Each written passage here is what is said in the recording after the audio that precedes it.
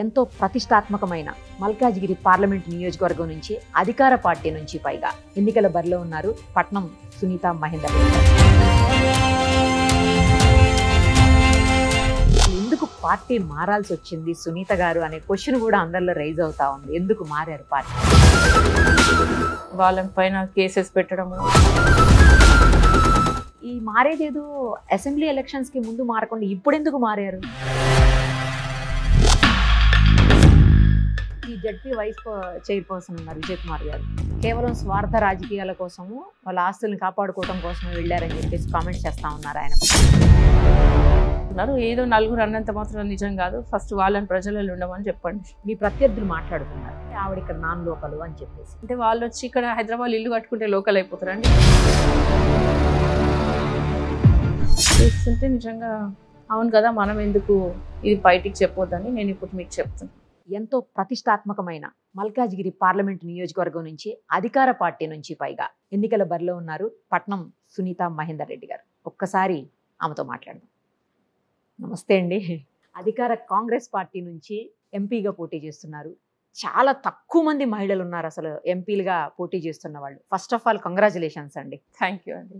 ఎలా అనిపిస్తుంది? ఎందుకంటే మీరు జడ్పీ స్థాయి నుంచి వచ్చారు. ఎప్పుడు కూడా చట్టసభల్లో అంటే అక్కడ వేరు, ఇక్కడ అసెంబ్లీ కానీ పార్లమెంట్ కానీ ఇలాంటి వాటిల్లో ఫస్ట్ టైం ఫేస్ చేస్తున్నారు. ఎలా ఉంది మీ ఫీలింగ్? చాలా బాగుంది. ఫస్ట్ కొంత ఫస్ట్ లా అనిపించింది, నేను మల్కాజిగిరి నిలబడడం ఏంది అనిపించింది. అయినా నాకు కూడా అక్కడ బిఫోర్ పాలిటిక్స్ అప్పుడు జెడ్పీ చైర్పర్సన్ గా ఫస్ట్ టైం చేసినప్పుడు ఆ ఏరియా కొంత మాకు అవగాహన ఉంది కాబట్టి నాకు అంత తిరుగుతుంటే అనిపించింది. అందరు లీడర్స్ మంచి రిసీవింగ్ ఉంది, కార్యకర్తలు బాగా చాలా ఎంకరేజ్ చేస్తున్నారు కాబట్టి నాకు చాలా హ్యాపీ ఉంది. మీరు 3 times జడ్పీ చైర్పర్సన్గా చేశారు. అసలు నాకు తెలిసి ఇండియాలో సెకండ్ పర్సన్ మీరు. కేరళ రాష్ట్రంలోనూ ఏమో ఉంది ఒకళ్ళు గెలిచారు కదండి. అదే ఒకళ్ళు గెలిచారు. తర్వాత నాకు తెలిసినంత వరకు మీరే. అసలు తెలుగు రాష్ట్రాల్లో అయితే ఎవరూ లేరు, ఇంకా క్వశ్చనే లేదు అసలు. మొత్తం ఇండియాలోనే సెకండ్ అంటే ఇంకెక్కడ ఉంటారులేండి. సో అలా గెలిచినటువంటి మీరు ఇప్పుడు ఎంపీగా గెలవాలి అనేది చాలా ఛాలెంజింగ్ జాబ్ ఇప్పుడు మీకు, అవునా కదా? అవునండి. మరి ఎట్లా ప్రణాళికలు ఎలా రూపకల్పన చేస్తున్నారు? ఫస్ట్ కాన్స్టిట్యున్సీ మీటింగ్స్ అయిపోయినాయి, ఇంకా డివిజన్ మీటింగ్స్ అన్ని స్టార్ట్ చేయాలి. ఇంకా అందరు మహిళల మీటింగ్స్, ఎడ్యుకేటర్స్, అడ్వకేట్స్, డాక్టర్స్, ఇంకా పాస్టర్స్, అట్లా అన్ని ఈ కమ్యూనిటీస్, అన్ని కమ్యూనిటీస్ కూడా అవన్నీ పెట్టబోతున్నాము. చాలా వరకు ఇప్పుడు నేను వచ్చి 1 week అయింది అనౌన్స్ అయ్యి. చాలా రిజల్ట్స్ ఉంది, ఇంకా 1 month ఉంది కాబట్టి తప్పకుండా మంచి మెజార్టీ ఇస్తారు, హై మెజార్టీ వస్తుంది. పబ్లిక్ తోటి ఎక్కువగా ఉంటుంటారు కదా చాలా. నేను ఎందుకు ఈ విషయం అన్నా చెప్పాలి మీకు ఒకటి. యాక్చువల్లీ నిన్న ఇంటర్వ్యూ కోసం వచ్చాము మేము. వచ్చిన తర్వాత ఒక 1 hour పెట్టుకున్నాం మేము ఇంటర్వ్యూ కోసం ఆవిడతోటి. ఓకే అనుకున్నాక అనుకోకుండా చాలామంది పబ్లిక్ వచ్చారు. వచ్చేసరికి ఆవిడ పబ్లిక్ తోటి 1/2 hour 40 minutes పబ్లిక్తో ఉండాల్సి వచ్చింది. ఆ తర్వాత ఇమ్మీడియట్గా ఆవిడ వేరే మ్యారేజ్కి వెళ్ళాలంట. నా ఇంటర్వ్యూ క్యాన్సిల్ చేసి మరీ ఆవిడ మ్యారేజ్కి వెళ్ళిపోయారు. నాకు కొంచెం బాధ అనిపించినా చాలా హ్యాపీగా అనిపించింది. ఎందుకంటే పబ్లిక్తో ఉండటం అనేది ఇంపార్టెంట్. ఆవిడ ప్రజా జీవితంలో ఉన్నారు, రాజకీయ నాయకురాలుగా పబ్లిక్కే ఇంపార్టెన్స్ ఇవ్వాలి. ఆవిడ ఇంటర్వ్యూ చూస్తే లక్షల మంది చూస్తారు, అది ఆవిడకి కూడా తెలుసు. ఇక్కడ ఉన్నది 200-300 మంది, లేదు మ్యారేజ్కి వెళ్తే ఒక 5,000 మందిని 10,000 మందిని కలుస్తారు. అయినా కూడా దీనికంటే దానికే ప్రయారిటీ ఇచ్చి ఆవిడ వెళ్ళిపోయారు. ఫస్ట్ హ్యాట్స్ ఆఫ్ అండి. మల్కాజిగిరి నియోజకవర్గం అనేది చాలా హ్యూజ్ అండి, పెద్దది నియోజకవర్గం కూడా. 7 కాన్స్టిట్యున్సీస్, అసెంబ్లీ కాన్స్టిట్యున్సీస్ అందులోకి వస్తాయి. ఓటర్లు కూడా 30 లక్షల పైన ఉన్నటువంటి పరిస్థితి. ఇంకోటి ఏంటంటే ఇంతమంది 30 లక్షల పైన ఓటర్లని కలవాలి అంటే కూడా మీకు టైం సరిపోతుందా? అసలు సరిపోదు. మరి ఎట్లా ప్లాన్ చేస్తున్నారు? అంటే కార్యకర్తలు, లీడర్స్ బాగా కోఆపరేట్ చేస్తున్నారండి. ఓకే, అందరం కోఆర్డినేషన్తో పోతేనే అవుతుంది అని వాళ్ళు కూడా స్ట్రిక్ట్గా డిసైడ్ అయినారు కాబట్టి మంచి రిజల్ట్స్ వస్తుంది. ఎందుకంటే కాంగ్రెస్ కార్యకర్తలు చాలా స్ట్రాంగ్ ఉన్నారు. నేను ఏదో అనుకున్నా కానీ చూస్తే ఒక్కొక్కరు సీనియారిటీ 60 years, 40 years, 30 years ఉన్న వాళ్ళే ఉన్నారు కాంగ్రెస్లో. సీనియర్ లీడర్స్ చాలా స్ట్రాంగ్ ఉన్నారు. ఇప్పుడు ఎంపీ గెలిపించుకోవాలని వాళ్ళతో కూడా పట్టుదల ఉంది వాళ్ళలో కూడా. అసలు ఎందుకు పార్టీ మారాల్సి వచ్చింది సునీత గారు అనే క్వశ్చన్ కూడా అందరిలో రైజ్ అవుతా ఉంది. ఎందుకు మారారు పార్టీ? గత ప్రభుత్వంలో అవమానాలు, మేము ఎక్కడ వెళ్ళినా ప్రోటోకాల్ ఉండకుండా, మేము ఫౌండేషన్స్ ఇనాగ్రేషన్స్ వెళ్తుంటే కూడా స్టోన్స్ పగలగొట్టడము, మా కార్యకర్తలు నారాజ్ చేయడం, ఇంకా వాళ్ళ పైన కేసెస్ పెట్టడము, అట్లా చాలా అవమానాలు మా క్యాడర్కి అయితే చాలా ఎదురైనాయండి. దానివల్ల మాకు విసుగొచ్చి ఇంకా మేము వచ్చేసినాము. కానీ మరి ఈ మారేదేదో అసెంబ్లీ ఎలక్షన్స్ కి ముందు మారకుండా ఇప్పుడు ఎందుకు మారారు? మా దురదృష్టం ఏంటంటే మినిస్టర్ తీసుకొని ప్రజలు కార్యకర్తలు అందరూ వద్దన్నా కూడా ఇంకా సరే అభివృద్ధికి నిధులు కేటాయించి అభివృద్ధి చేస్తారు, ఇప్పుడన్నా లాస్ట్ ఎండింగ్లోనన్నా చేద్దాంలే అని దానికోసం మేము మినిస్టర్ తీసుకొని ఆయన పార్టీ చేంజ్ కాలేరు. మరి పార్టీ కార్యకర్తలు వాళ్ళు మారేటప్పుడు యాక్సెప్ట్ చేశారా అండి, లేకపోతే లేదు మనం బీఆర్ఎస్ లోనే ఉందాము అని అన్నారా ఎవరైనా? లేదండి, అందరూ రిసీవ్ చాలా బాగా అందరు అడిగితేనే మేము వచ్చాము. ఓకే, వాళ్ళ కోరిక మేరకు. అయితే వాళ్ళందరూ కాంగ్రెస్ సీనియర్ నాయకులు, కాంగ్రెస్ కార్యకర్తలు, ఈ మా పార్టీ ఉండే వాళ్ళు కూడా అందరూ పోవాలి బిఫోర్ నుంచి అన్నారు, బిఫోర్ ఎలక్షన్. అయినా కూడా మేము పోలే. సరే ఇప్పుడు అన్న వెళ్దాము అని అందరు వాళ్ళు ప్రెషర్ చేస్తేనే మేము వచ్చినాము. వచ్చినాక కూడా మీరు ఎంపీ నిలబడాలి అంటేనే వచ్చినాం, లేకపోతే మేము అడగలే. వాళ్ళు అడిగితే మీరు అడగండి అంటే ఒక ఆపర్చునిటీ అండి అని గౌరవ ముఖ్యమంత్రి రేవంత్ రెడ్డి గారిని అడగడం జరిగింది. ఇంకా ఆయన కూడా మీకు ఇస్తలే మీరు వస్తే అని ముందు ఎలక్షన్ బిఫోర్ కూడా అన్నారు. అప్పుడు పోలే కాబట్టి ఇప్పుడు అన్ని ఇవ్వండి వస్తున్నాం అంటే. ఓకే, కానీ మీ జడ్పీ వైస్ చైర్పర్సన్ ఉన్నారు విజయ్ కుమార్ గారు, కేవలం స్వార్థ రాజకీయాల కోసము వాళ్ళ ఆస్తులను కాపాడుకోవడం కోసమే వెళ్ళారని చెప్పేసి కామెంట్స్ చేస్తా ఉన్నారు ఆయన పార్టీ మారినప్పుడు. మీరు ఆస్తులు అంతస్తులు అని మేము అట్లా లేమండి. 2006 నుంచి ప్రజలలో అది ప్రజలకు తెలుసు. ఏదో నలుగురు లీడర్స్ అన్నంత మాత్రాన అది నిజం కాదు. మేమైతే హానెస్ట్గా ఉన్నాము. అది ఎందుకు అట్లా బ్లేమ్ చేస్తుండ్రో పడినాక, ఎందుకంటే మేము ఎన్ని రోజుల నుంచి పోస్టులు చేస్తున్నాం కదండి. అది చేస్తున్న వీలేనా అన్నారు. మేము లాస్ట్ టైం 5 years మేము నిలవలే కదా, మీరు ఉండాలి మీరు లేకపోతే మాకు ఇంత తెలుస్తుంది మీరు లేని లోటు అని మహేందర్ రెడ్డి గారిని ఆయన నాతోటి చాలాసార్లు చెప్పడం జరిగింది. మీరు ఎమ్మెల్యే ఉండాలి, అందరు ఇట్లా చేస్తుండ్రని. ముందు వద్దన్న వాళ్ళే మళ్ళీ ఇప్పుడు అందరు అడుగుతున్నారు. ఏదో నలుగురు అన్నంత మాత్రం నిజం కాదు, ఫస్ట్ వాళ్ళని ప్రజలలో ఉండమని చెప్పండి. నెక్స్ట్ ఇంకొక ఆరోపణ కూడా ఉందండి మీ మీద, అంటే మీ మీద అంటే మీన్స్ మహేందర్ రెడ్డి గారి మీద చాలా కబ్జాలకు పాల్పడతారని, తర్వాత అక్కడ ఏ సైట్లు కానీ లేదు, ఏ కార్యక్రమాలు చేపట్టాలన్నా కూడా ఆయన కనుసన్నల్లోనే అన్నీ జరగాలి, పర్మిషన్ తీసుకోవాలి, ఒక ట్యాక్స్ లాగా ఆయనకు పే చేసిన తర్వాత ఏదైనా కూడా వాళ్ళు చేయాలని చెప్పేసి కొన్ని ఆరోపణలు మీ మీద ఉన్నాయి. దానికి ఏం ఆన్సర్ చేస్తారు? లేదండి, అస్సలు కాదు. అది నేను అట్లా నిజమేమో అనుకొని చాలాసార్లు నేను అడిగిన, ఎందుకు అట్లా వస్తుంది. మీరు కూడా చాలా మంది ఆయన అడిగినా, చాలా లీడర్స్ ని కూడా అడిగినా, ఓకే కింది గ్రౌండ్ లో కూడా అడిగినా, అడిగితే ఇంపాసిబుల్, అట్లా కాదు, అది కావాలనే చేస్తున్నారు. నిజంగా నేను కూడా చూసినా కదా, అసలు అట్లా ఎందుకు బ్లేమ్ చేస్తున్నారో అర్థం కాదు. కానీ ఆయన అయితే అట్లా ఎప్పుడు చేయలేదు. అంటే వాయిస్ ఎట్లుంటుంది తెలంగాణలో అంటే వాడు వీడు ఇట్లా కొన్ని లాంగ్వేజ్ ఉంటుంది కదా, అట్లా మాట్లాడితే కూడా ఏదో అట్లా చేసేసి బ్లేమ్. కానీ అట్లయితే కాదు. జనం కూడా మీ పక్కనే ఉన్నారుగా. ఇన్ని రోజుల నుంచి మేము పాలిటిక్స్లో ఉన్నాము, ఇన్ని టర్మ్స్ అయితే గెలిపియారు కదండి. ఖచ్చితంగా అట్లా కబ్జాలు పెట్టడము అది ఇది. One time MLAs, one time కొంతమంది ఉన్నారు పొలిటీషియన్స్, మరి వాళ్ళు ఎంత ప్రాపర్టీస్ సంపాదించండి. మాకు బిజినెస్లు ఉన్నాయండి. 3 ఇంజనీరింగ్ కాలేజెస్ ఎప్పుడు 97 నుంచే ఉన్నాయి మాకు. ఓకే, ఇప్పుడు కొత్త కాదు కదండి. మేము అన్ని ఫ్రీ సీట్స్ ఇచ్చుడు కూడా అన్ని కాలేజెస్ కూడా ఫ్యాకల్టీ కరెక్ట్ లేక ప్రిన్సిపల్స్ ఒకటే సీరియస్ అవ్వడం. మీరు ఏంది మేడం, ఏంది సార్, మీరు నాకు కూడా చెప్పి ఒత్తుకుంటారు, మీరు ఏంది ఫ్రీ సీట్లు ఇచ్చేస్తున్నారు, పాలిటిక్స్ పెట్టండి, బిజినెస్ అని చెప్పి ఎన్నిసార్లు వార్నింగ్ ఇచ్చినా కూడా సరేలే ఉండాలి అని కాన్స్టిట్యున్సీ వాళ్ళకి జిల్లా నుంచి ఎవరు వచ్చినా కూడా మేము చాలా ఫ్రీ సీట్స్ ఇచ్చినాము. కాబట్టి ఇంకా మేనేజ్మెంట్ కరెక్ట్ లేక కూడా వాళ్ళు మేనేజ్ చేయలేరు కదా, పట్టించుకోక మొత్తం 3 colleges రిజెక్ట్ అయినాయి మొన్న. ఇప్పుడు మాకు మెడికల్ కాలేజ్ ఉంది. ఇంకా ఎప్పుడైనా బిజినెస్ ఉన్నప్పుడు, పాలిటిక్స్ ఉన్నప్పుడు బిజినెస్ పెట్టుకోవద్దండి, అది ఇది దానికే ఉంచుకోవాలి. నిజంగా చెప్పాలంటే ఫ్రాంక్గా అది ఎవరికో నడుస్తాయి, కానీ మనకైతే అట్లా మనమైతే హెల్పింగ్ నేచర్ ఉంటుంది ఎప్పుడు. నేను కూడా చాలాసార్లు అప్పుడు పాలిటిక్స్ లేనప్పుడు 2005లో 99లో ఇన్ని ఫ్రీ సీట్లు ఇస్తే ఎట్లా, అసలు మనం ఎట్లా మేనేజ్ చేస్తాము, నాకు కూడా ప్రిన్సిపల్ చెప్తుండే అని అంటుంటే వినిపించుకోలేదు. నేను పాలిటిక్స్ జాయిన్ అయినాక 2006లో నాకు వచ్చిండ్రు అందరు రిప్రజెంటేషన్, మేడం మా ఫీ పే చేసుకోలేము, తినడానికి లేదు, అట్లా ఇట్లా అంటే అరే నిజంగా పాపం బాధ అనిపించి నేను కూడా కొన్ని ఇచ్చిన. మరి అప్పుడు తెలిసి అప్పుడు అంటే ఇట్లా సమాజ సేవ చేయాలని అనిపిస్తుంది ఒక ఫీల్డ్కి వచ్చినాక.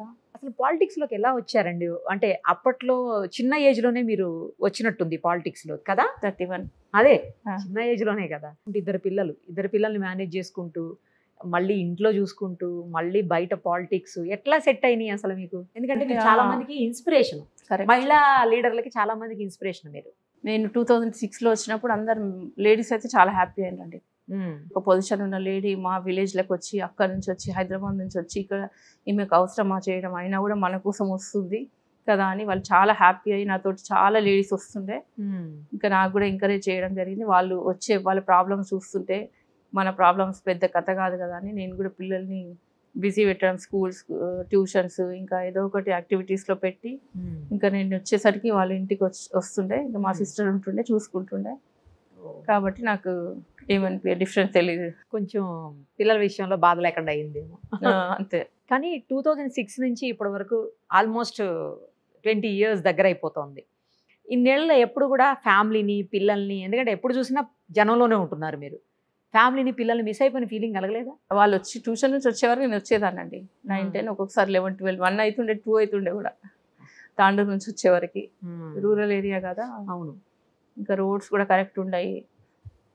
చాలా హార్డ్ వర్క్ చేసినామండి, మామూలు కాదు. అదే అసలు మనకు అనిపిస్తే ఒక్కొక్కసారి ఏంది మనకు అవసరమా అనిపిస్తుంది, కానీ దేశం కోసం ఏదో ఒకటి చేయాలి కదా అని, హిస్టరీలు ఉండాలి అని. అదే కరెక్ట్. ఎప్పుడన్నా మిస్ అయిపోయిన ఫీలింగ్ ఉండేదా మరి? చాలా కదా ఉంటుండండి. ఎందుకంటే ఎలాగూ మహేందర్ రెడ్డి గారు కూడా ఉండరు, రోజు ఉంటుందండి. మీటింగ్ పోగానే వీళ్ళ పైన టెన్షన్, ఇక్కడికి రాగానే వాళ్ళ ఆలోచించడం. ఖచ్చితంగా ఒక అమ్మగా ఆ విషయం అట్లా అనిపిస్తుండే. ఇంటికి రాగానే వాళ్ళే అనిపిస్తుండే, అరే వాళ్ళు ఇది అడిగిండ్రు, అది అడిగిండ్రు చేయాలి అని. మళ్ళీ మీటింగ్స్కి వెళ్ళగానే పిల్లలు స్పెండ్ చేయలే అని అట్లా కొంచెం. వాళ్ళు ఎప్పుడైనా గొడవ పెట్టేవాళ్ళు, అక్కడ తీసుకెళ్లేదు, ఇక్కడ తీసుకెళ్లేదు, ఏంటి చాలా బయటకు వెళ్తున్నారు. చాలా అందరూ మంచిగా అక్కడక్కడ వెళ్తుండే. ఒకసారి యూఎస్కి వెళ్ళినాము, ఒకసారి సింగపూర్, మలేషియా. ఇంకా వాళ్ళు ప్రెషర్ చేసి వెళ్ళినాము 2 times అంతే. అంతే. ఇక ఇక్కడైతే అసలు వెళ్ళడానికి కూడా కుదరదు. లోకల్లో కాదు, కష్టం. ఎందుకంటే వెళ్ళినా పట్టేసుకుంటారుగా మిమ్మల్ని, అది ఇది అని చెప్పేసి. చైనా, ఇంకా సింగపూర్, అవన్నీ చాలా తిరిగినాము. ఒక 10 days వెళ్ళి వచ్చేసి 15 days అంతవరకే వాళ్ళకి. అంతే. ఇప్పుడు కూడా ఉండట్లేదుగా మీరు, పెద్ద అయిపోయాక కూడా. ఇప్పుడు పెద్ద అయిపోయారు అనుకోండి వాళ్ళు. ఏం చేస్తున్నారండి ఇద్దరును ఇప్పుడు? పాప పిల్ల అయిపోయిందండి, ఓకే, ఫార్మా చూసుకుంటుంది. ఇంకా బాబు ఏమో MBA అయిపోయింది మొన్న, యూకేలో.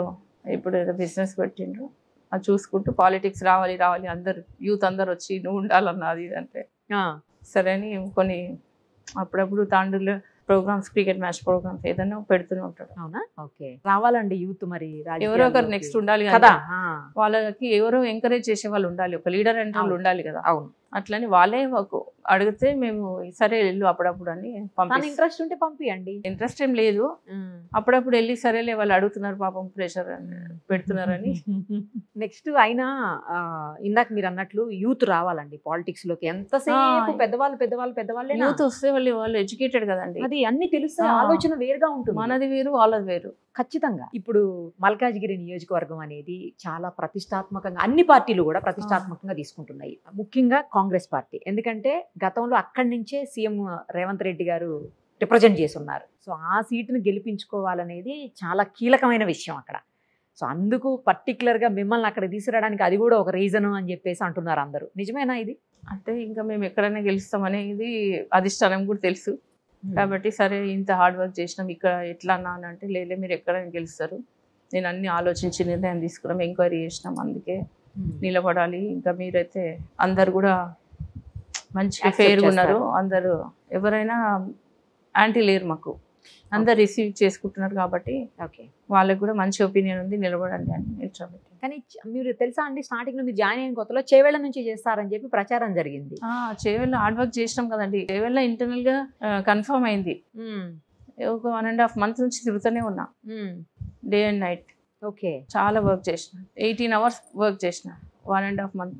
2 years నుంచి అయితే కంటిన్యూస్ తిరుగుతున్నామండి, తిరుగుతున్నా నేనైతే. ఎందుకంటే కోవిడ్ వచ్చింది, కోవిడ్లో 1 year 1.5 year ఏం చేయలేము, సరే నా పీరియడ్ అయిపోతుంది కదా ఇంకా అని కంటిన్యూస్ రోజు పెట్టుకుంటున్నా ప్రోగ్రామ్స్. సరే అట్లా ఎంపీ నిలబడదామనే ఉద్దేశంతో ఈ 2 months 1.5 months నుంచి డైలీ డే అండ్ నైట్ 2-3 అవుతుండే. కానీ సడన్గా షిఫ్ట్ అయిపోయింది. మరి ఇప్పుడు మీరు ఇక్కడ మీ ప్రత్యర్థులు మాట్లాడుతున్నారు ఏమనంటే, ఆవిడ ఇక్కడ నాన్ లోకల్ అని చెప్పేసి, మరి ఏమంటారు మీరు? మేము నాన్ లోకల్ ఎట్లయితుందండి, ఉమ్మడి రంగారెడ్డి డిస్ట్రిక్ట్లో నేను ఫస్ట్ 2006లో జెడ్పీ చైర్పర్సన్గా చేయడం జరిగింది. అప్పుడు మొత్తం కాన్స్టిట్యున్సీ కాకుండా, మొత్తం పార్లమెంట్ ఏరియా నియోజకవర్గం కాకుండా మెడ్చలు, గట్కేసర్, షామీర్పేట్, కీసరా, కుత్బుల్లాపూర్, ఇంకా కంటోన్మెంట్ ఏరియాలో కొన్ని ప్రోగ్రామ్స్ అటెండ్ చేయడం జరిగింది ప్రైవేట్ గా. ఇంకా అక్కడ ఎల్బీ నగర్ లో కూడా కొంత ఏరియా వస్తుండే రంగారెడ్డి డిస్ట్రిక్ట్ కి. ఇంకా అట్లా నాకు అవగాహన ఉంది, చాలా గ్రామాలు తిరిగినాం. మెడ్చల్ ఏరియా అయితే మొత్తం ఫుల్, కొన్ని విలేజెస్ మిస్ అయ్యిండొచ్చు కానీ ఓకే ఓకే ఆల్మోస్ట్ అన్ని విలేజెస్ తిరిగినాం. కుత్బులాపూర్ ఫుల్ తిరిగినాం. ఇంకా ఇంత పెద్ద కాన్స్టిట్యున్సీలు ఇంకెక్కడ ఉన్నాయండి? ఎందుకు లేదు అవగాహన? మేము చాలా ఫండింగ్ ఇచ్చి రోడ్స్ ఇచ్చినాం, మినరల్ డ్రింకింగ్ వాటర్ ఇచ్చినాం, వాటర్ ప్లాంట్స్ కూడా ఇచ్చినాము, సైడ్ డ్రైన్ ఇచ్చినాం, కమ్యూనిటీ హాల్స్, స్కూల్ బిల్డింగ్స్, ఈ ఏరియాలు అన్నీ శాంక్షన్ ఇవ్వడం జరిగింది కోట్లలో. కాబట్టి నాకెందుకు అవగాహన లేదండి? అవగాహన ఉంది. ఉమ్మడి రంగారెడ్డి డిస్టిక్, మా హస్బెండ్ కూడా 25 years నుంచి పాలిటిక్స్. అప్పుడు టీడీపీలో ఉన్నప్పుడు చంద్రబాబు నాయుడు గారు పార్టీ అధ్యక్షుడు చేసిండు, ఎమ్మెల్యే 4 times ఎమ్మెల్యే, ఇంకా మినిస్టర్, ఎమ్మెల్సీ ఉన్నాయి కదండి ఉమ్మడి రంగారెడ్డి. అంటే ఆవిడ నాన్ లోకల్ ఇక్కడ అని మాట్లాడుతున్నారు. అంటే వాళ్ళు వచ్చి ఇక్కడ హైదరాబాద్ ఇల్లు కట్టుకుంటే లోకల్ అయిపోతారండి? ఇప్పుడు మేము కూడా అక్కడ నుంచి ఇక్కడ వచ్చి ఇల్లు కట్టుకున్నాం. బంజారా హిల్స్ అయితే అన్నారు కదా, ఈ పలానా ఇక్కడ అంటే చేవేళ్ళ కాన్స్టిట్యున్సీ అంటారు మమ్మల్ని. ఇప్పుడు ఎక్కడెక్కడ నుంచో వస్తారు, బాంబే, కర్ణాటక, ఆంధ్ర, కేరళ, ఇక్కడ నుంచి అందరూ వస్తారు. వచ్చినంత మాత్రం వాళ్ళు ఇక్కడనే లోకల్ కాదు కదండి. ఎంతైనా విలేజ్ నెగిటివ్ ప్లేస్ వాళ్ళది అక్కడనే కదండి. అవును. ఇప్పుడు బలమైన ప్రత్యర్థులు ఉన్నారు మీకు అక్కడ మల్కాజిగిరి నియోజకవర్గం నుంచి, ఎలా ఎదుర్కోబోతున్నారు మరి వాళ్ళని? బలమైన అంటే ఏ రకంగా అండి? ఫైనాన్షియల్గానా లేకపోతే ప్రజాబలమా ఏంది? అన్ని రకాలుగా బలమైన వాళ్ళు, ఆర్థికంగా కావచ్చు, లేకపోతే చాలా కాలం పాటు రాజకీయాల్లో ఉన్న వ్యక్తులు కావచ్చు, ఎక్స్పీరియన్స్ ఉన్న వ్యక్తులు, అన్ని రకాలుగా. ఇప్పుడు మాకు కూడా అంటున్నారు, మాకు కూడా అన్ని రకాలు ఉందండి. ఆర్థిక బలం ఉంది, ప్రజాబలం మెయిన్. ఆర్థిక బలం కంటే ఎక్కువ ప్రజాబలం చాలా ఉంది. అది 100% నేను కాన్ఫిడెంట్గా చెప్తున్నా. మేము 2006 నుంచి నేనున్నా, మహేందర్ రెడ్డి గారు ఎప్పటి నుంచో ఉన్నారు. 90 నుంచే అంటే యూత్ ప్రెసిడెంట్ చేసిండు. 89 అనుకుంటా యూత్ ప్రెసిడెంట్. తర్వాత అన్ని చేస్తూనే ఉన్నాడు, ప్రజలలో ఉన్నాడు. ఆయన 35 years నుంచి ఉన్నాడు. ప్రజాబలం చాలా ఉంది, ఉన్నారు కాబట్టి, ప్రజాబలం ఉంది కాబట్టి ఇన్ని టర్మ్స్ ఎమ్మెల్యే అయిండు. నేను 3 terms జెడ్పీ చైర్పర్సన్ అంటే అది మామూలు విషయం కాదు. మాకైతే చాలా 100% చెప్తున్నాము. అంటే మేము గట్టిగా మాట్లాడడం ఇట్లా మాకు రాదండి. మేము ఏదో చేసుకుంటూ వెళ్తాము, విమర్శించము. హెల్పింగ్ నేచర్ ఉంది, సోషల్ సర్వీస్ చేస్తాము. మాకు ఇంజనీరింగ్ కాలేజ్ చాలా ఉన్నాయి కాబట్టి అవన్నీ ఫ్రీ సీట్స్ కానీ, మెడికల్ క్యాంప్స్ పెట్టడము, మెడికల్ కాలేజ్ ఉంది, మెడికల్ హాస్పిటల్ ఉంది. కాబట్టి మేము ప్రజలలో 100% ఉన్నామండి. అదే మీరు ఇప్పుడు అంటే నేను అదే క్వశ్చన్ నెక్స్ట్ అడుగుదాం అనుకున్నాను. గట్టిగా మాట్లాడను కూడా మాట్లాడట్లేదు, మీరు చాలా సాఫ్ట్గా మాట్లాడుతున్నారు. అఫ్ కోర్స్ అయినా ప్రజలు మీతో ఉన్నారు, అది వేరే విషయం. కానీ చాలా సాఫ్ట్గా మాట్లాడు. రాజకీయాల్లో ఇంత సాఫ్ట్నెస్ పనిచేస్తుందా? అంటే కొంతమంది ఏమో ఒక్కొక్కరు ఒక్కొక్క టాలెంట్ అండి. కొందరు మాట్లాడతారు, స్టేజ్ల మీద మాట్లాడారు, మామూలుగా మాట్లాడతారు. కొంతమంది స్టేజ్ల మీద మాట్లాడతారు, పని చేయరు, తిరగరు, మీటింగ్స్కి రారు, ఎవరికి జనాలకి రెస్పాండ్ అవ్వరు. వాళ్ళే మంచి వాళ్ళు అయిపోతారు ఈ రోజుల్లో. ఫేస్బుక్లో కనిపించాలి, ఇన్స్టాగ్రామ్లో కనిపించాలి, వాయిస్ గట్టిగా మాట్లాడాలి, విమర్శ ఇట్లుంటుంది. వాళ్ళు ఎవరికి హెల్ప్ చేయరు. మళ్ళీ పెద్దగా మాట్లాడేస్తారు కానీ ఎవరికి హెల్ప్ చేయరు. నేను చూసిన అబ్బా వీళ్ళు ఇంత హెల్ప్ చేస్తారా అని వాళ్ళ బ్యాక్గ్రౌండ్ చూస్తే ఒకరికి కూడా హెల్ప్ చేయరు. మాకు అది లేదండి, మేము న్యాచురల్గా పోతుంటాము. ఈ మధ్యన అందరు సోషల్ మీడియా అంటే అది కూడా మేము ఇప్పుడు పెట్టిస్తున్నాం, అంతకుముందు ఉండకుండా మాది కూడా. లేకపోతే ఎన్నో లాక్స్ కోట్లలో వెళ్ళిపోతుండే మాది. అదే కదా, అప్పటి నుంచి మేము ఇన్ని ఇయర్స్ నుంచి చేస్తే కొన్ని క్రోర్స్లలో వెళ్ళిపోతుంది. కానీ ఇవాళ రేపు సోషల్ మీడియాతోనే పబ్లిక్ దగ్గర అవుతున్నారండి. అదే అంటున్నా. సరే, ఇంకా మనం కూడా పబ్లిక్ ని బట్టి ఇంకా మనది కూడా యాక్టివిటీస్ తెలియజేయాలి కదా అని. తెలియచేయాలి. చేసేది జనరల్గా ఏంటంటే 100 రూపాయలు పని చేశారనుకోండి, 1000 రూపాయలు చూపించుకుంటున్నారు. అట్లా కాదు, మీరు 100 రూపాయలు చేసి కనీసం 10 రూపాయలు కూడా చూపించకపోతే ఎట్లా అనేది ఒక క్వశ్చన్ రైజ్ అవుతా ఉంది మీ అభిమానులు. మేము ఒక్కరోజు ఆయన కూడా, మహేందర్ రెడ్డి గారు కూడా, ఆయన కూడా అసలు ఒక్కరోజు ఇక్కడ డొనేట్ చేసినా, అక్కడ డొనేట్ చేసినా, ఏ వాట్సాప్లలో, టీవీలలో, ఇక్కడ పేపర్ కూడా ఏమండి మాట్లాడరు. నేను అదే ఎంత షాక్ అయిపోతుండే. ఇప్పుడు వీళ్ళందరూ 50,000 లక్ష రూపాయలు ఇవ్వగానే సోషల్ మీడియాలో వేసుకుంటున్నారు. అట్లా మేము కొన్ని క్రోర్స్ దానం చేసినామండి, చెప్పొద్దు కానీ కొన్ని క్రోర్స్ పబ్లిక్ సేవ చేసినాం. అది మా ఓన్ ఏదో స్కామ్ చేసి కాదు, మా ఓన్గా ఈ సొంత కాలేజెస్ మనీ, మా బిజినెస్, అది అంతేగాని ఎప్పుడు ఎవరినైతే హర్ట్ చేయలేదు. అంటే అక్కడ అలా వినపడుతుంది, ఆవిడ నాన్ లోకలు, తర్వాత పెద్దగా గట్టిగా మాట్లాడరు, ప్రజల దగ్గరికి ఇక్కడ వచ్చి ఆవిడ ఏం చెప్తారు అనేసి. ఎందుకంటే ఆ నియోజకవర్గం కూడా పెద్దదండి, మనం ముందే అనుకున్నాం. ఆ నియోజకవర్గం 30 లక్షల పైన ఓటర్లు ఉన్నటువంటి నియోజకవర్గం. ఒక మల్కాజిగిరే కాదు, అందులోకి కంటోన్మెంట్ వస్తుంది, ఎల్బీ నగర్ వస్తుంది, ఉప్పల్ వస్తుంది, తర్వాత కుత్బుల్లాపూర్ వస్తుంది, కూకట్పల్లి వస్తుంది. చాలా పెద్ద నియోజకవర్గం కదా, 7 కాన్స్టిట్యుయెన్సీస్ తోటి. అక్కడ ఎన్ని సమస్యలు ఉన్నాయి అనే వాటి పట్ల కూడా సునీత గారికి అవగాహన లేదని కొంతమంది మాట్లాడుతున్నారు. చాలా ఉందండి, చెప్తున్నా. మెడ్చల్ ఏరియా ఎంత పెద్దదండి, మెడ్చలు, గట్కేసరు, షామీర్పేట్, కీసరా, కుత్బుల్లాపూర్ చూడండి ఎంత పాపులేషన్. ఆడ మొత్తం అవగాహన ఉందండి నాకు. ఎందుకులే 2006లో విలేజ్ తిరిగినాం తెలుసా. చాలా తిరిగినాము. నేనైతే అంత తిరిగినా ఇప్పుడు యూస్ అవుతుంది అనుకోలేదు. నేను తిరుగుతూ ఎప్పుడో యూస్ అవుతుంది అంటారు కదా, ఎప్పుడో ఒక పని ఏదైనా చేస్తే తర్వాత యూస్ అవుతుంది అంటారు కదా. ఇప్పుడు నాకు అదే అడ్వాంటేజ్ అయిపోయింది. అధిష్టానం కూడా అంత మామూలు విషయం కాదండి మాకు టికెట్ ఇవ్వడము.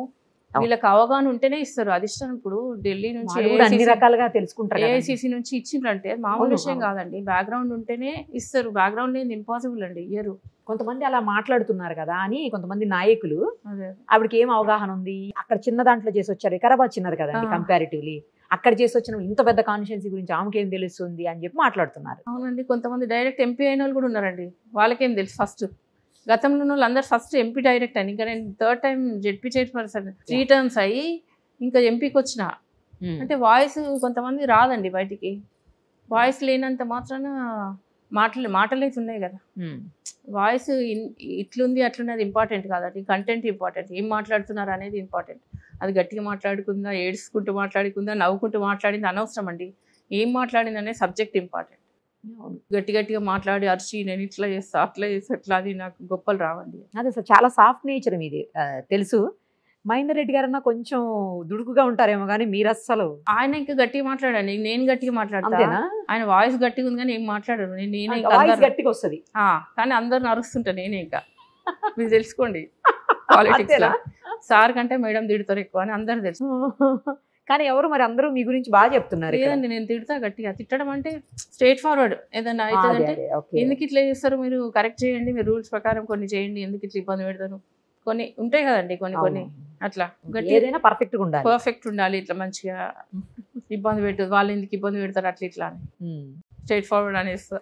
ఓకే, ఇప్పుడు మీరు గెలిచిన తర్వాత ఫస్ట్ దేని మీద మీరు దృష్టి సారించబోతున్నారు? ఆ నియోజకవర్గంలో ఏ సమస్య మీకు ప్రధానంగా కనిపిస్తోంది? చిన్న ప్రాబ్లమ్స్ కనిపిస్తున్నాయండి. ఇక్కడ ఉన్నాయి, ఇక్కడ విలేజ్లలో ఉన్నాయి, ఇక్కడ కనిపిస్తున్నాయి. అసలు నేను ఎంత పెద్ద ప్రాజెక్ట్స్ అడుగుతారా అనుకున్నా, కాదు చిన్న internal CC roads, side drains, drinking water, మెయిన్గా స్కై వాక్ అది అడుగుతున్నారు. మన సీఎం గారు స్కై వాక్ కూడా కొన్ని సెంట్రల్ గవర్నమెంట్ ఫండ్ తీసుకొచ్చి ఇవ్వడం జరిగింది. ఇన్ని టర్మ్స్ గతంలో ఏ గవర్నమెంట్ చేయలేదు. సీఎం రేవంత్ రెడ్డి గారు మొన్న చేయడం జరిగింది. ఇంకా అట్లా మొత్తం స్కై వాక్ చేస్తామంటున్నారు. అట్లా అవి ఇంకా బ్రిడ్జ్లు, కల్వర్ట్స్ అవి చాలా ఇంపార్టెంట్ అండి, అవి చేయాలి. ఓకే, ఇంకా స్కిల్ డెవలప్మెంట్ సెంటర్ 200-300 ఎకర్స్లో అసలు 500 ఉండే, అట్లీస్ట్ 200-300 ఈ సిటీ సరౌండింగ్ అంత ప్లేస్ ఇవ్వాలంటే కష్టం కదా. 200-300 అని అడుగుతున్నాము. అదొక ప్లాన్ ఉంది. ఇంతకుముందు గతంలో రేవంత్ రెడ్డి గారు మంచి మెజారిటీతో గెలిచారు. ఆ గెలిచిన సీక్రెట్ ఏమన్నా మీకు చెప్పారా? గెలిచినప్పుడు యాంటీ ఉంది కదండి గవర్నమెంట్ మీద. అవును, వీళ్ళే కుటుంబ పాలన అనేది ఉండే కాబట్టి రేవంత్ రెడ్డి గారు ప్రశ్నించే గొంతు అని ఆయన గెలిపించడం జరిగింది. నిజంగా మామూలు విషయం కాదు అది, కార్యకర్తల కృషి. అది కార్యకర్తలు అంత స్ట్రాంగ్ గవర్నమెంట్ని ఎదుర్కొని అంత మెజార్టీ ఇచ్చి రేవంత్ రెడ్డి గారిని గెలిపించిందంటే మామూలు విషయం కాదు అది. రేవంత్ రెడ్డి గారు మీకు పర్టికులర్గా ఇది చాలా ప్రతిష్టాత్మకమైన నియోజకవర్గం, మనం గెలిచే తీరాలి అని చెప్పారా? చెప్పలేదా? చెప్పారు. మీరేం చెప్పారు మరి? డెఫినెట్గా హార్డ్ వర్క్ చేస్తా, చాలా హార్డ్ వర్క్ చేస్తా. నేను తిరిగి ప్రజలలో మళ్ళీ నేను చేసినవి కూడా, గతంలో చేసినవి కూడా వాళ్ళే చెప్తుండ్రన్నా, నేను చెప్పలేను. మంచి రెస్పాన్స్ ఉందని నేను చెప్పిన, నేను కూడా కాన్సన్ట్రేట్ చేస్తా, వచ్చి తిరుగుతా నేను కూడా అని చెప్పి. ఓకే, ఈ మల్కాజ్గిరి నియోజకవర్గంకి వచ్చేసరికి అండి మల్టీ పీపుల్ ఉంటారు. ఎట్లా అంటే అదొక మినీ ఇండియా టైప్ అన్నట్టు. ఎక్కువ నార్త్ ఇండియన్స్ ఉంటారు, తర్వాత సెటిలర్స్ ఎక్కువ ఉంటారు, హైదరాబాద్ వాళ్ళు ఉంటారు, చుట్టుపక్కల ప్లేసెస్ నుంచి వచ్చినట్టు ఆంధ్ర వాళ్ళు ఉంటారు, ఇట్లా రకరకాల పర్సన్స్ ఉంటారు. ఎందుకంటే బీజేపీకి ఎక్కువ నార్త్ ఇండియా సపోర్ట్ ఉంటుంది, నార్త్ ఇండియన్ సపోర్ట్ ఆల్వేస్ ఉంటుంది బీజేపీకి. సో అలాంటప్పుడు అక్కడ బీజేపీకి ఎక్కువ ఛాన్సెస్ ఉన్నాయని కొంతమంది మాట్లాడుతున్నారు. అలాగే సేమ్ వెర్షన్ని బీజేపీ నేతలు కూడా వినిపిస్తా ఉన్నారు. మరి మీరేం చెప్తారు దానికి ఆన్సర్? లేదండి, అది పైకి అట్లా వస్తుంది కానీ మేము పోయినాం కదండి. అవును, మీరు డైరెక్ట్ గా తిరిగారు కదా, గ్రౌండ్ లెవెల్ కదా. వాళ్ళ హెడ్ ఉంటారు కదండి అక్కడ, అన్ని పెద్ద అపార్ట్మెంట్స్ లో ఉన్నాయి కదండి, అసోసియేషన్ 1 సిటీ అవన్నీ ఉన్నాయి కదండి. మొన్న పోయినాము, పోతే వాళ్ళు అంటున్నారు ఫస్ట్ మేము బీజేపీకి అనుకున్నాము, కానీ అక్కడ మేము చూస్తుంటే అసలు పర్సన్ ఆయన ఏం చేసేటట్టు కనిపిస్తలే. యాంటీ గవర్నమెంట్లు ఉన్నాడు, గవర్నమెంట్ ప్లస్ ఉంది. అతను 2 టైమ్స్ ఓడిపోయిండు. అక్కడ లోకల్ అని అక్కడ చెప్తున్నాడు, ఇక్కడ లోకల్ అని ఇక్కడ చెప్తుండు.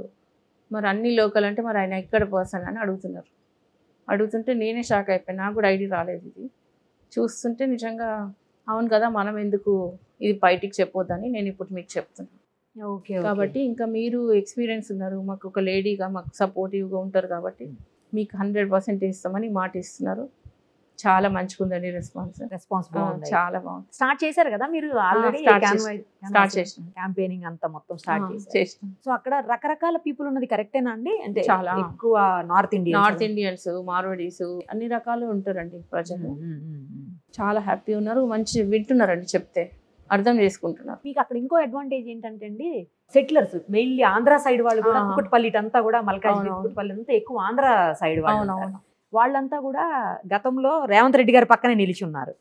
ఈసారి కూడా మీరు అందులో టీడీపీ నుంచి, గతంలో టీడీపీలో చేస్తున్నారు కదా మీరు, టీడీపీ వాళ్ళు. తర్వాత రేవంత్ రెడ్డి గారు అన్నా కూడా ఆయన టీడీపీ నుంచి వచ్చిన వ్యక్తే కదా. సో ఆ అభిమానంతో కూడా అక్కడ ఎక్కువగా టీడీపీ సానుభూతి పరులు కావచ్చు, లేకపోతే టీడీపీ కార్యకర్తలు, ఇక్కడ పార్టీ లేదు కదా అండి. సో వాళ్ళంతా కూడా మీకు చాలా సపోర్ట్ చేస్తారు అనే ఆలోచన ఏమన్నా ఉందా అక్కడ? ఉందండి, చేస్తున్నారండి. ఇప్పుడు టీడీపీ, టీఆర్ఎస్ అంతా చేస్తున్నారు. ఈవెన్ బీజేపీలో కూడా వాళ్ళ దాంట్లో వాళ్ళకే గ్రూప్స్ ఉన్నాయి. ఓకే, వాళ్ళు కూడా చేస్తున్నారు. కానీ గ్రూపులు కాంగ్రెస్కి ఎక్కువ ఉంటారు కదా, కాదా? లేదండి, కాంగ్రెస్లో ఉండేనేమో మరి, కానీ మేము వచ్చినాకైతే లేరు. అందరూ వాళ్ళు రిసీవ్ చేసుకొని మాకు అందరినీ కలుపుకొని పోతారు. వీళ్ళైతేనే మంచిదని వాళ్ళు కూడా కోఆర్డినేషన్తో ఉన్నారు, చేస్తున్నారు. మైనంపల్లి గారు సపోర్ట్ చేస్తున్నారా మీకు? 100% అండి. రైట్. మీరు గతంలో చాలా మంచి కార్యక్రమాలు తీసుకున్నారు. ఎన్వైరన్మెంట్కి సంబంధించిన కార్యక్రమాలు కావచ్చు, లేకపోతే డ్రింకింగ్ వాటర్ విషయంలో కావచ్చు. డ్రింకింగ్ వాటర్ అయితే చాలా చేస్తున్నారు మీరు ఆ ఏరియాలో. సిసి రోడ్లు అంటే అది ఇంకా చెప్పాల్సిన అవసరం లేదు, అందరూ చేస్తారు ఎవరైనా. యా. తర్వాత ఇంకోటి ఏంటంటే, మీరు ప్లాస్టిక్ వ్యతిరేకంగా, ఎన్వైరన్మెంట్ని కాపాడేందుకు ప్లాస్టిక్ వ్యతిరేకంగా మీరు ఒక ఉద్యమమే స్టార్ట్ చేశారు అప్పట్లో. ఇలా అనేక కార్యక్రమాలు మీరు తీసుకున్నారు. మీకైతే మల్లాది సుబ్బమ్మ గారి దగ్గర నుంచి మంచి అవార్డు కూడా ఉంది. ఆవిడ పెద్ద స్వాతంత్ర సమరయోధురాలు. అలాంటి ఆవిడ దగ్గర నుంచి మీరు అవార్డు పొందడం అనేది మామూలు విషయం కాదు, ఎవరికి అంత ఈజీగా రాదు. సో ఈ కార్యక్రమాలు అన్నింటినీ పెట్టుకుని మీరు వాటిని ఇక్కడ ఎలా ఇంప్లిమెంట్ చేయబోతున్నారు? మీకు ఎందుకంటే ఇలాంటి వాటిల్లో మీకు ఎక్స్పీరియన్స్ ఉంది కాబట్టి. ఇక్కడ కూడా సేమ్ చేస్తాండి, ఇంకెక్కువ చేస్తాం. అప్పుడంటే టైం మాకు ఉన్నప్పుడల్లా చేస్తున్నాము. ఇప్పుడు సిటీస్ అనేది దగ్గర కాబట్టి ఇంకా ఇక్కడ చేయాలి కంపల్సరీ. మొత్తం ఈ పాపులేషన్, అంత వెహికల్స్, ఎక్కువ పొల్యూషన్ ఉంది కాబట్టి ఇది ఎన్విరాన్మెంట్ కాపాడుకోవాలి. ఇంకా సేవ్ వాటర్ అనేది ఇక్కడ కూడా ఇంప్లిమెంట్ చేస్తామండి. Drinking water, save water. ఇంకా ప్లాస్టిక్ నిషేధం ఏదైతే చేస్తూనే ఉన్నాము.